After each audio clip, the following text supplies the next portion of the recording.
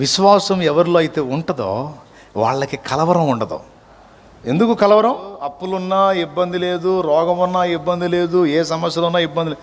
ఎందుకంటే అన్నిటినీ డీల్ చేయగలిగేవాడు ఉన్నాడు కదా. ఇక్కడ కలవరం లేదు. ఇప్పుడు మనుషుల్ని పలకరిస్తే ఒక్కొక్కళ్ళు ఒక్కొక్క కలవరంలో ఉన్నారు. అర్థమైందా? రకరకాల కలవరాల్లో ఉన్నారు. కలవరాలు అన్నింటిలో పెద్ద కలవరం ఏంటో తెలుసా? చావు. దేనికైనా లెక్క చేయడు, కానీ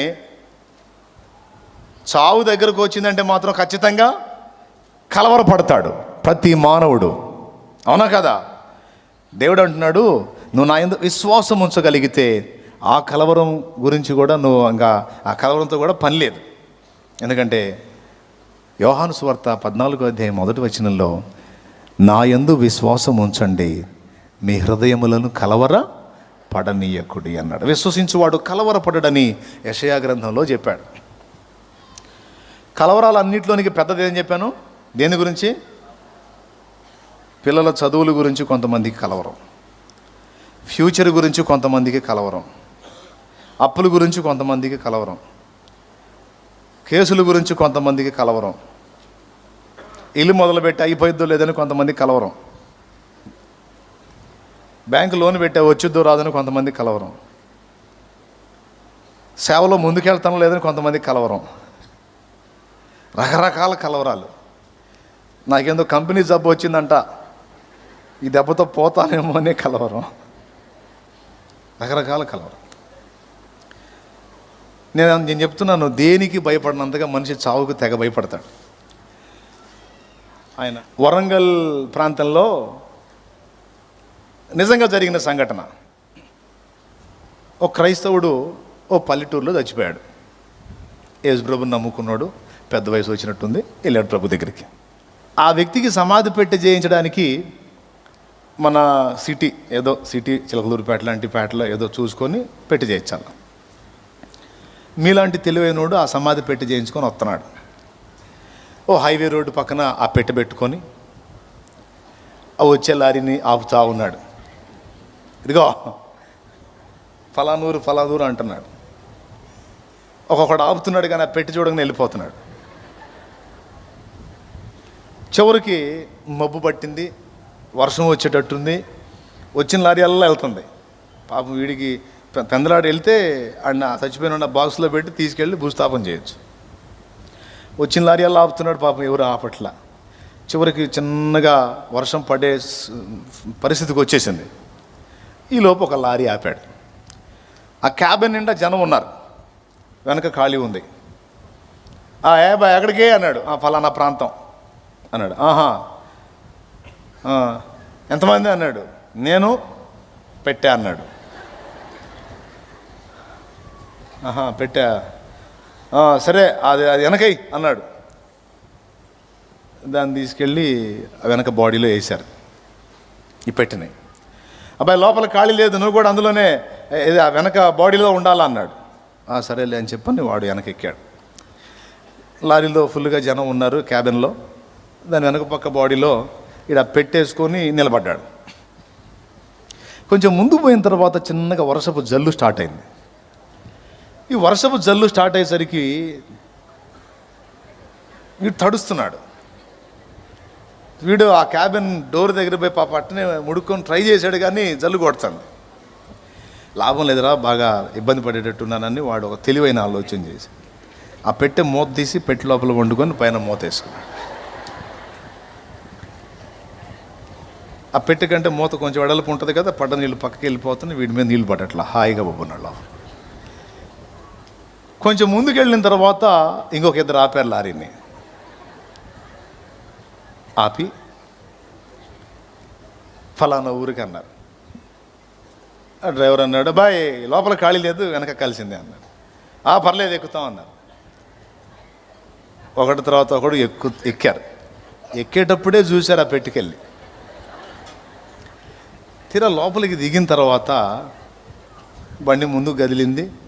ఇద్దరు ఆ క్యాబిన్ బ్యాక్ సైడ్ ఆనుకొని ఆ పెట్టుకెళ్ళి చూస్తూ ఉన్నారు. ఒకటి ఇంకోటితో అంటున్నాడు, శవం ఉందా? ఇంకొకటి అంటున్నాడు, ఉండే ఉంటుంది, లేకపోతే ఎగిరి పడిద్దిగా. ఒట్టి ఖాళీ పెట్టయితే డబడబా అంటది కదా, ఏం అంటలేదు, ఉన్నట్టే ఉంది. ఈలోపు ఒక గతుకు వచ్చింది, ఎగిరిపడింది బండి. అయినా సరే పెట్టి కదల్లా. ఇంతలో కుదింపులో కూడా అది కదలలేదంటే మొత్తం నీకు ఉందా భయ. మళ్ళీ కొంచెం దూరం డౌట్ వచ్చింది, ఆడ మనిషో మగ మనిషో. ఆడ మనిషి మగ మనిషి అంటే పెట్టే కదలట్లేదంటే మగ మనిషి అయి ఉంటాడు. ఆడ మనుషులు కూడా బరువు ఉంటారుగా అని. ఇక వీళ్ళు రెండో వ్యవహారమే లేదు, ఇక పెట్టి గురించే డిస్కషన్ జరుగుతూ ఉంది. ఇంకొంచెం పోయిన తర్వాత మళ్ళీ డౌట్ ఏంటంటే ఎందుకు చచ్చిపోయారో. ఈలోపు పెట్టెలో ఉన్నోడికి ఒక డౌట్ వచ్చింది. ఇందాక చిటపట సప్పుడు వచ్చింది కదా, ఆ వాన పడుతుందా ఆగిపోయిందా చూద్దామని వాడేం చేశాడు, వీళ్ళు తర్జన భర్జనలన్నీ అయిపోయి చూస్తూ ఉన్నారు దానికి వెళ్ళే. ఈలోపు చిన్నగా వాడు ఆ పెట్టి మూత పక్కకి తీసి చెయ్యి అట్ట బయట పెట్టాడు. ఇక చూడు వాళ్ళు ఆ డోరుకేసి బాది ఆడబెట్టారు. కొట్టి కొట్టి కొట్టి వాడు సడన్ బ్రేక్ వేసాడు. ఏం జరుగుతుందిరా వెనకాన్ని. బ్రేక్ వేసేసరికి ఎగిరి దూకారు. ఇక అంతున్నా చచ్చిపోయారా బాబు అని. వాళ్ళు అంతలా దూకి పరిగెత్తుతుంటే వీళ్ళందరూ చూసి వీళ్ళు కూడా ఆ డోర్ తీసుకొని వీళ్ళు కూడా దూకి పరిగెత్తుతూ ఉన్నారు మొత్తం ఆ కంపల్లో పడి. పొయ్యి చాలా లెక్కపోయారు. కాసేపు రొప్పి ఏందబ్బా ఏం జరిగింది, ఏంది ఇంతలో పరిగెత్తారు ఏంటంటే, ఏంది పరిగెత్తేది ఏంది, శవం అంతుని లెగిస్తే అన్న. శవం లేవటం ఏందిరా అని చెప్పని డ్రైవర్ అన్నాడు. కాదు, వెనక పక్క లారీలో శవాన్ని వేసుకొని వస్తున్నావుగా అన్నాడు. ఏమిట్రా శవాన్ని వేసుకొని వచ్చేది ఏందిరా, వాడు మనిషిలో బాబు ఖాళీ పెట్టేసుకొని ఎక్కాడు అన్నాడు. మనిషి ఏంది పెట్టులోంచి ఆమెతో చేయి బయటకు వస్తే అన్న. ఈలో వీడు పెట్టులోంచి బయటకు వచ్చాడు. ఏంది లారీ అని సడన్ బ్రేక్ కొట్టి ఆపాడు అని చెప్పని ఈడ బయటకు వచ్చి అంతా చూస్తున్నాడు. ఏంది లారీ లేడేంది, ఎటుపోయారు అని చెప్పని వీడు ఆలోచిస్తున్నాడు. ఈ లోపు డ్రైవర్కి విషయం అర్థమైంది. ఒరే ఏం మనుషులరా మీరు, చంపారు కదరా, ముళ్ళన్నీ కొట్టకపోయినాయి నాకు. ఒరే వాడు మనిషిరా నాయన, వాన పడుతుంది నా పెట్లో పండుకున్నట్టున్నాడు రా వాడు. అవునా, అదుగారా వాడు తిరుగుతానన్నాడు పైన, వాడేరా బాబు అని. శవం అనుకున్నాం మేము అన్నాడు. అంటే చావు అంటే ఎంత భయం అంటే, సచ్చిన శవం కూడా భయమే కొంతమందికి. అదేం చేసిద్దో ఏం పడో. ఎందుకు ఈ మాటలు చెప్తున్నానంటే, నేను నీకు ఒకవేళ వినుండొచ్చు, కానీ నేను ఈ పాయింట్ ఎందుకు లేవనెత్తానంటే, మనిషి దేనికి భయపడనంతగా చావుకు భయపడతాడు. అవునా? కానీ యేసు ప్రభు చెప్తున్నాడు, నేను మరణమును జయించి ఉన్నాను. దేన్ని జయించాడు ఆయన? మరణాన్ని జయించాడు. చావు యొక్క ముళ్ళుని, మరణపు ముళ్ళుని విడిచేశాడు. అందుకు పౌలు అన్నాడు, బ్రతుకుట క్రీస్తే, చావు అయితే లాభం అన్నాడు. ఒకప్పుడు నేను భయపడొచ్చు, కానీ క్రీస్తు యేసునందు నాకు మరణం మీద విజయం వచ్చింది. కాబట్టి బ్రతుకుట క్రీస్తే, చావు ఒకవేళ నాకు కలిగితే నాకు అది లాభం. ఎందుకో తెలుసా? నా ప్రయాసాలు మాని విశ్రాంతి పొందుతాను, నేను ప్రభుతో కూడా ఉంటాను, పరిశుద్ధులందరితో కూడా ఆనందిస్తాను. నాకు ఆ అవకాశం ఎప్పుడు వస్తుందో అని ఎదురు చూశాడు ఆయన. అన్యజనులైతే చావు గురించి మాట్లాడాలన్న భయం వాళ్ళకి. కానీ క్రీస్తు యేసునందు విశ్వాసం ఉంచిన వాడు చావు విషయంలో కూడా కలవరపడడం. జబ్బొచ్చిందా రాని, స్వస్థపరిచి ఉంచితే సేవ చేస్తా, 4 ఆత్మలు రక్షిస్తా, ప్రార్థన చేస్తా. తీసుకున్నాడా? తీసుకొని స్తోత్రం. ఇక్కడ కళ్ళు మూస్తే అక్కడ కళ్ళు తెరుస్తా. ఇంకేంటి, పరిశుద్ధులందరూ ఉంటారు అక్కడ. అబ్రహాము, ఇస్సాకు, యాకోబు, పేతురు, యోహాను, పౌలు మొదలైన శ్రేష్ఠ భక్తులు అందరూ ఉంటారు. అబ్బో, వాళ్ళతో కలిసి నేను ప్రభువుని ఆరాధించుకునే అద్భుత స్థలం అది. నాకే మంచిగా.